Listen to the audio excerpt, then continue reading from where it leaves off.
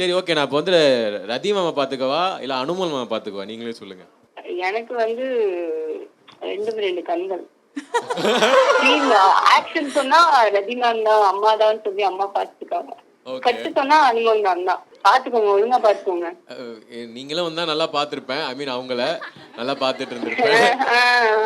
நீங்க வரல. பரவாயில்ல. உங்களை நம்பிதான் விட்டுருக்கோம். கன்ஃபார்முங்க, நல்லா நாங்க மேம் எதுனா சொல்லுங்க. கண்டிப்பா நம்ம அடிச்சிடுவோம் மேம். தேவைன்னா நம்ம அடிச்சிடுவோம் மேம் இடிச்சிடலாமா கார்ல? ஆமா முடிச்சிடலாம்.